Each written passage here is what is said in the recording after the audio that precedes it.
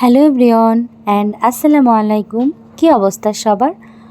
আশা করছি সবাই ভালো আছো। আলহামদুলিল্লাহ আমরাও বেশ ভালোই আছি। আর আরও একটি নতুন ভিডিও নিয়ে চলে আসলাম তোমাদের সাথে। আশা করছি আমার আজকের ভিডিওটিও তোমাদের ভালো লাগবে। আর যদি ভালো লাগে প্লিজ আমার চ্যানেলটিকে সাবস্ক্রাইব করতে কিন্তু ভুলো না।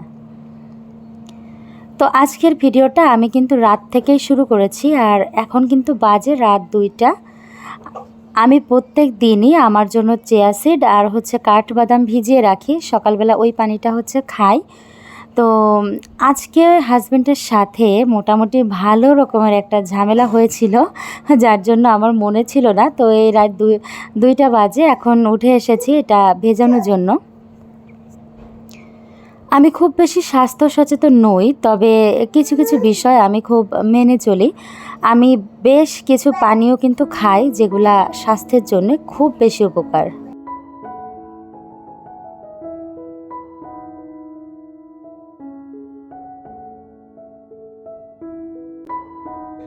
আমার বড় মেয়েটা যখন আমার পেটে আসে তখন আমার ওজন ছিল 48 কেজি, আর আমি ছিলাম মাত্র 20 বছরের। তো আমার মেয়েটা যখন হয় তখন কিন্তু আমার ওয়েট হয়ে গিয়েছিল 81 কেজি। তো আমাকে দেখে 21 বছর কেউ বলতো না, সবাই না আমাকে দেখে 31 বছর বলতো। তবে আমি মোটামুটি সুন্দর মতো ডায়েট করে আবারও খুব অল্প সময়ে সেই আগের ওয়েটে চলে এসেছিলাম। আর এরপরে আমার দ্বিতীয় প্রেগনেন্সি। আসলে এটা আমি বুঝতে পারিনি। যাই হোক, সন্তান কিন্তু আল্লাহ তাআলার দান। তো আমার দ্বিতীয় প্রেগনেন্সিতে আমার ওয়েট ছিল, যখন আমার বাবুটা পেটে আসে তখন আমার ওজন ছিল 51 কেজি, আর এখন আমার ওজন হয়েছিল, মানে বাবু হওয়ার সময় ওজন হয়েছিল 85 কেজি। আর যেহেতু এটা দ্বিতীয় প্রেগনেন্সি, তো পেটের ইলাস্টিসিটি নষ্ট হবে, এটা খুবই একটা স্বাভাবিক ব্যাপার। তবে প্রাকৃতিক ভাবে যেহেতু হয়েছে, এটা প্রাকৃতিকভাবেই ঠিক হবে। কিন্তু সমস্যাটা তো ঘটেছে অন্য জায়গায়। আমার যেহেতু সি সেকশন, তো ওইটা আসলে সিজারের পরে আমার সেলাইটা 4টা সেলাই জোড়া লেগেছিল না।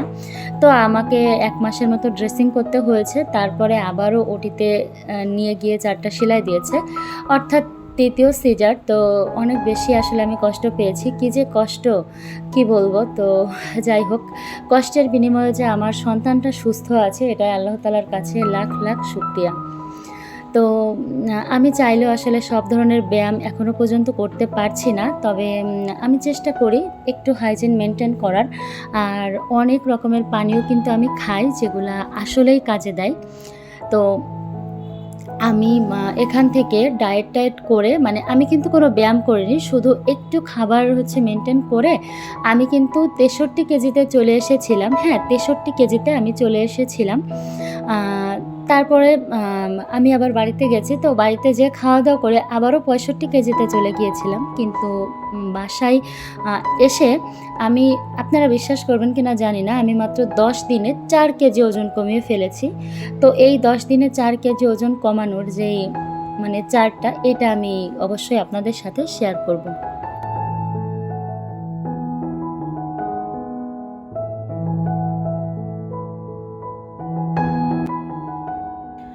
এখন কিন্তু আমার ওজন 61 কেজি। আমাকে বাসার থেকে বলে যে 65 ছিল, আমি 4 কেজি কমিয়ে 61 কেজি। তো আমাকে বাসার থেকে বলে যে আর কমানোর দরকার নেই, এটা ঠিক আছে ওজন, সমস্যা নেই। কারণ এখন যদি তুমি ওজন কমাও, তোমার তো বয়স বেশি না, তোমাকে কিন্তু বউ লাগবে না, তোমাকে বাচ্চা লাগবে। বাট আমি কেন জানি না, আমার সবসময় না স্লিম ফিগারটা বেশি পছন্দ, আমি খুব বেশি পছন্দ করি। তবে 2টা বাচ্চা নিয়ে আমি আসলে যেভাবে আমার নিজেকে, আমার চাহিদা অনুযায়ী আমি ডায়েট করতে পারি না, কারণ আমার বাবুদেরকে অনেক টাইম দিতে হয়। সত্যি বলতে আমার ফার্স্ট প্রায়োরিটি আমার বেবিরা। এই যে এখানে আমি ভয়েস দিচ্ছি, এই ভয়েসটা যে আমি কতক্ষণ সময় নিয়ে দিচ্ছি সেটা শুধু আমি জানি। মাঝে মাঝে এমনও হয় যে দেখা যায় যে একটা ক্লিপে আমি একরকম কথা বলছি, আরেকটা ক্লিপে আরেক রকম কথা বলছি, ওই কথার সাথে ওই কথার কোনো মিলই নেই, অর্থাৎ মনে থাকে না যে আমি আসলে কী ভয়েস দিয়েছিলাম। তো এইদিকে আমার কিন্তু মোটামুটি অনেক কাজ আমি করে ফেলেছি, আপনারা সেটা দেখেছেন। সকালবেলাটা না আসলে মায়েদের জন্য এত বেশি প্যারা আর এত বেশি কি বলবো, সকালবেলা মনে হয় যে ২টা জায়গা আরও ২টা হাত যদি অ্যাড হতো তাহলে ভালো হতো। তো এখন কিন্তু আসলে অনেকটা টাইম হয়ে গিয়েছে, ১টা ২টা বাজে।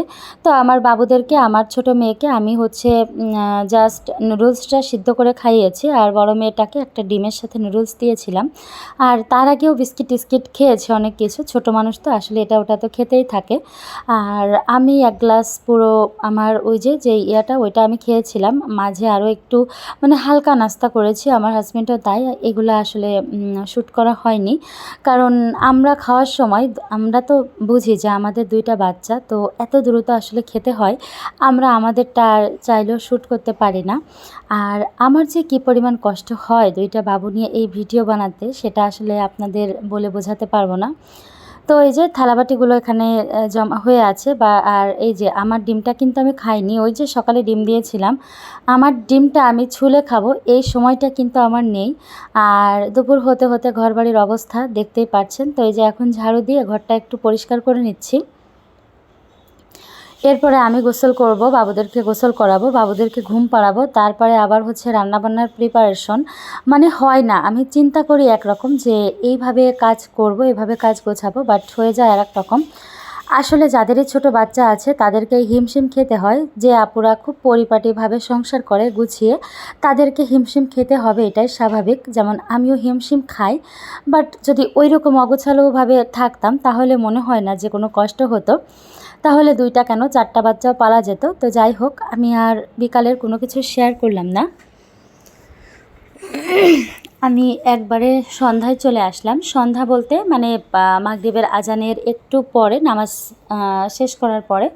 তো এইদিকে আমি হচ্ছে দেশি মুরগি রান্না করছি। এটা মুরগি না, এটা হচ্ছে একটা মোরগ, বাসার থেকে এনেছিলাম। আর এদিকে হচ্ছে পুঁটি মাছ ভাজি করছি। বেশ ভালোই লাগে মচমচে করে পুঁটি মাছ ভাজি করতে। গরম এত বেশি, ভাজি, ভর্তা, ডাল এগুলাই আসলে ভালো লাগে। একটু পাতলা তরকারি, ভুনা-টুনা খেতে ভালো লাগে। তবে খেয়ে আসলে পেটে সহ্য করা কষ্টকর। কিন্তু আমার যে কী একটা প্রবলেম, আমার শুধু মাংস খেতে ইচ্ছা করে। কিন্তু আমার ওয়েট লস করতে গেলে তো এত মাংস খেলে আসলে প্রবলেম। তো যাই হোক, দেখেন হাতটা কিন্তু বেশ পরিষ্কারই ছিল, বাড়ি থেকে আসছি। বাট এই যে বাসাতে আসলাম, এরপর একদিন দেখিয়ে দেব যে কী অবস্থা হয়।